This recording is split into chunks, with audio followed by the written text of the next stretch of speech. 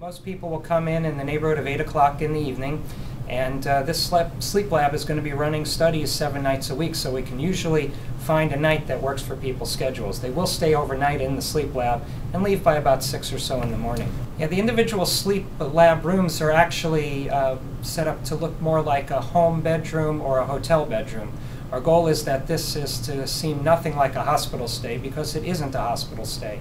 While people will stay overnight, we want them to fall asleep, and doing that with a hospital-like look would not work.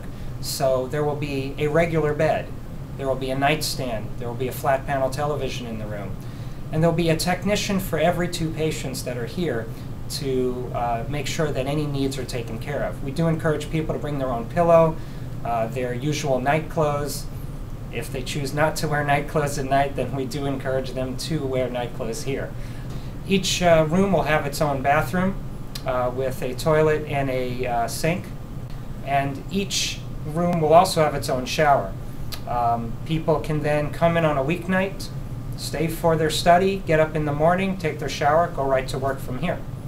So that's a very convenient thing if people don't want to use up a weekend night in the sleep lab. Well, if we're talking about the disorder that most people are talking about these days, which is obstructive sleep apnea, then the common symptoms include snoring, excessive sleepiness, and someone else witnessing you stop breathing in your sleep. Most people say, well, I don't snore, but that's because they're asleep. So we really are dependent on having a bed partner or someone else in the household who can speak towards whether they actually snore or not. A classic type of snoring associated with a witnessed apnea would be a snore, snore, snore, and then there's a pause lasting 10 seconds or so, and then that's often followed by a louder than average snore, which is the person waking up, their throat muscles start to open up their throat again, and a louder than average snore takes place because there's a big rush of air.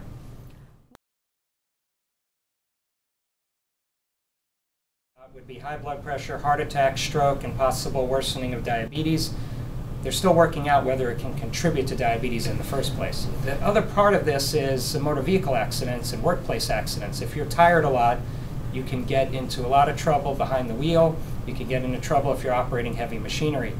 I've worked with some other sleep labs in the past, and this gives us an opportunity to really take it to the next step and give Western St. Charles County a quality product to take care of twice the number of patients we had been taking care of when this lab started out as a fledgling operation in Wentzville several years ago.